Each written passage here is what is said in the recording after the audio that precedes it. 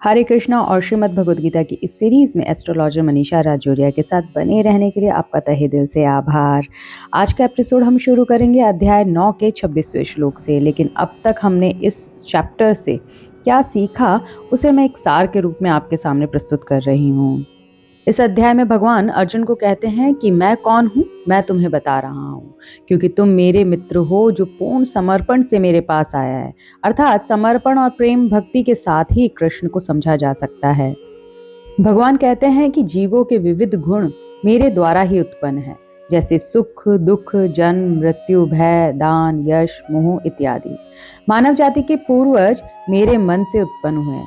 यह आध्यात्मिक तथा भौतिक जगत मेरे कारण ही है। जीव प्रेम पूर्वक मेरी सेवा करने में निरंतर लगे रहते हैं। उन्हें मैं ज्ञान प्रदान करता हूँ जिसके द्वारा वो मुझ तक आ सकें। यहाँ भगवान ने गुरु की बहुत बड़ी इम्पोर्टेंस बताई है। उन्होंने कहा कि प्रामाणिक गुरु के सानिध्य में जाकर जब तुम मेरा गुणगान सुनते हो तो तुम कहीं ना कहीं मेरे पास पहुंचने का स्टेप उठाते हो। अर्थात प्रामाणिक गुरु का सानिध्य अवश्य करना चाहिए। जीव ब्रह्मा के दिन के साथ प्रकट होता है और ब्रह्मा की रात्रि होते ही वे असहायवत विलीन हो जाता है। अगर जीव मेरे धाम आएगा तो प्रकट और विलीन का जो चक्र है वह खत्म हो जाएगा।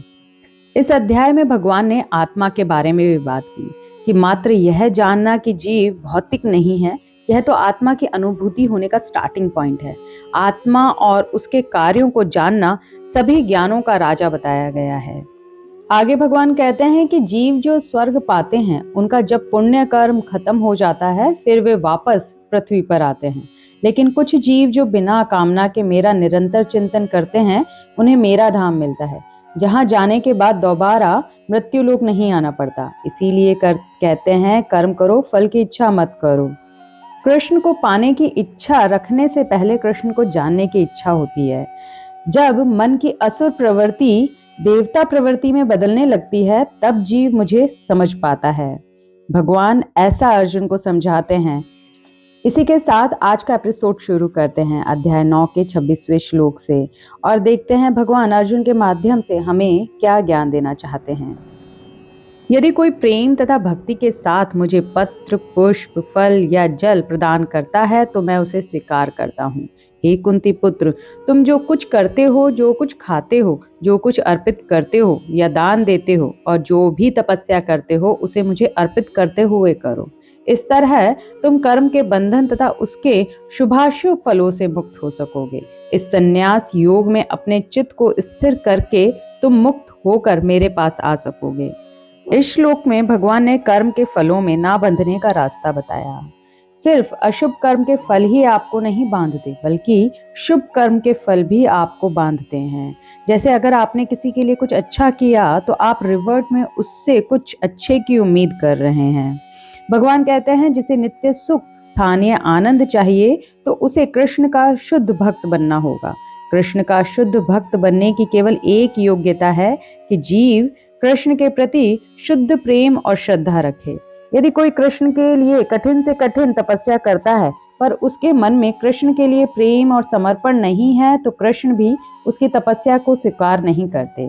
भगवान स्पष्ट करते हैं कि जो मुझे पत्र, पुष्प, फल या जल प्रेम भक्ति के साथ अर्पित करता है तो मैं उसे स्वीकार करता हूँ। जब भगवान के लिए यह भोजन श्रेष्ठ है तो मनुष्य के लिए भी इसी तरह का भोजन श्रेष्ठ होगा, ना कि मांस आदि। इस तरह का भोजन भगवान को अर्पित करने से शुद्ध चिंतन हो पाता है। भगवान कृष्ण इंद्रियों से युक्त हैं और यह कहा गया है कि उनकी इंद्रियां परस्पर परिवर्तनशील हैं। दूसरे शब्दों में एक इंद्रिय दूसरी इंद्रिय का कार्य कर सकती है। कृष्ण को परम ब्रह्म कहने का आशय यही है। इंद्रिय रहित होने पर उन्हें समस्त ऐश्वर्य से युक्त नहीं माना जा सकता। 7वें अध्याय में कृष्ण ने बताया कि वे प्रकृति के गर्भ में जीवों को स्थापित करते हैं। इसे वे प्रकृति पर दृष्टिपात करके करते हैं। अतः यहाँ पर भी भक्तों द्वारा भोजन अर्पित करते हुए भक्तों का प्रेम पूर्ण शब्द सुनना कृष्ण के द्वारा भोजन करने तथा उनके स्वाद लेने के ही समरूप है। इस बात पर इसीलिए बल देना आवश्यक होगा क्योंकि अपनी सर्वोच्च स्थिति के कारण उनका सुनना उनके भोजन करने तथा स्वाद ग्रहण करने के ही समरूप है। अर्थात भगवान कहते हैं कि जीव अगर मुझे सिर्फ सुन ले, चाहे नाम जप के द्वारा, भजन के द्वारा या और किसी माध्यम से, वह भी मुझे भोजन समर्पित करने जैसा ही है। कृष्ण कहते हैं तुम्हारे कर्म मुझे अर्पित करो, तुम्हारा भोजन से भी मुझे भोग लगाओ, यज्ञ मेरे लिए करो। ऐसा कहकर भगवान ग्रैटिट्यूड की प्रैक्टिस सिखा रहे हैं। हमारा कर्म करना बहुत आवश्यक है। यदि कर्म करके उसके फल कृष्ण को अर्पित कर दिए जाएं तो यह युक्त वैराग्य कहलाता है।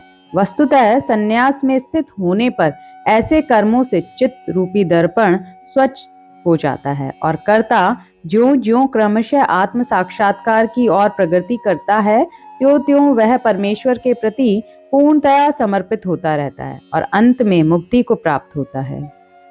अगले श्लोक में भगवान कहते हैं, मैं ना तो किसी से द्वेष करता हूँ, ना ही किसी के साथ पक्षपात करता हूँ।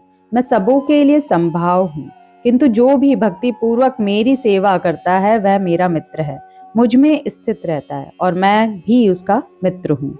यदि कोई जघन्य कर्म करता है किंतु यदि वह भक्ति में रत रहता है तो उसे साधु मानना चाहिए, क्योंकि वह अपने संकल्प में अडिग रहता है।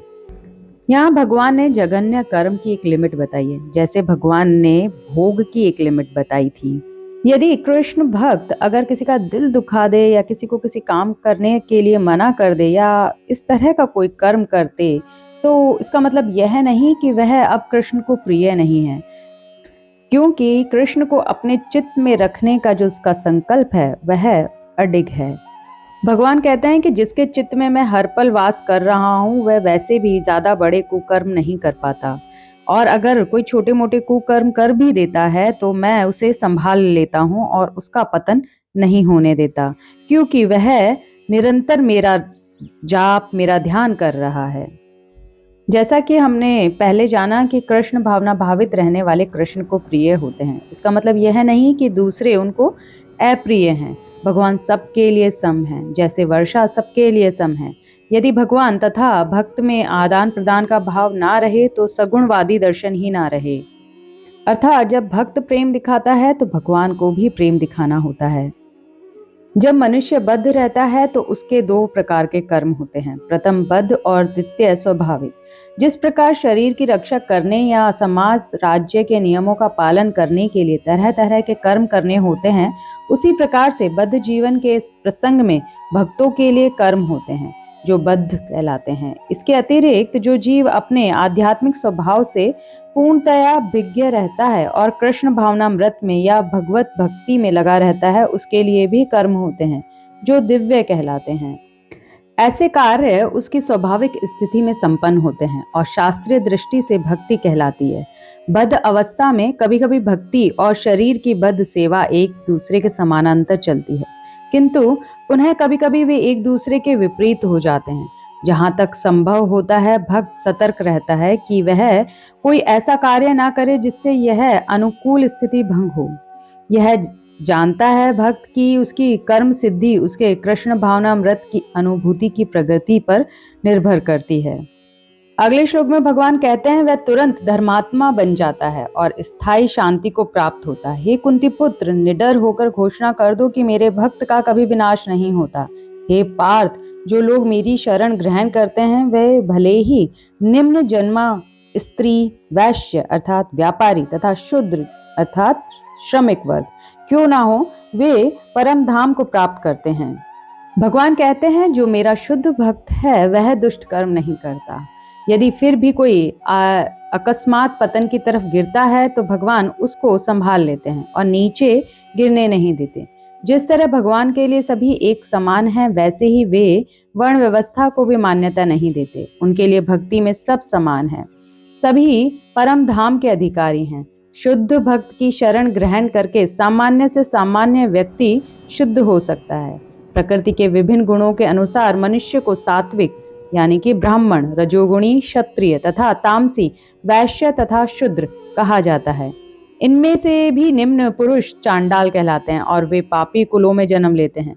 सामान्य रूप से उच्च कुल वाले इन निम्न कुल में जन्म लेने वालों की संगति नहीं करते, किंतु भक्ति योग इतना प्रबल होता है कि भगवत भक्त समस्त रजोगुणी, सतोगुणी, तामसी गुण वाले व्यक्तियों को जीवन की परम सिद्धि प्राप्त करा सकते हैं।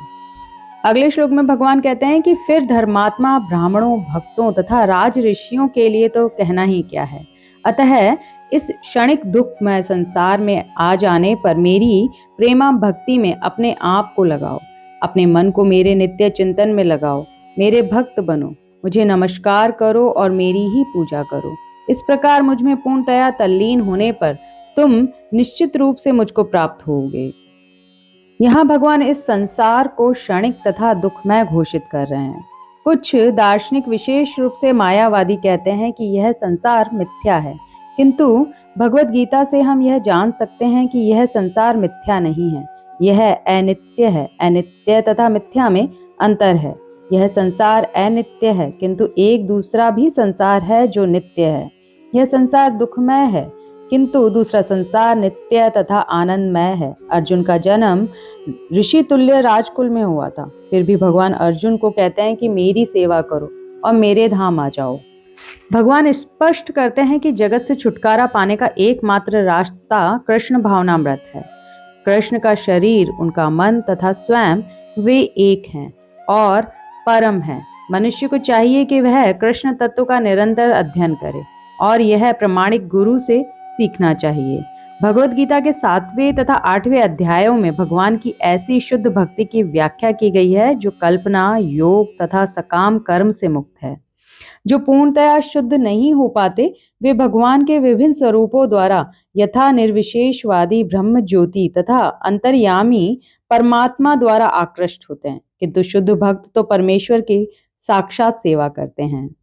इसी के साथ अपनी वाणी को विराम देते हुए मिलती हूँ नेक्स्ट एपिसोड में अध्याय 10 के साथ। हरे कृष्णा।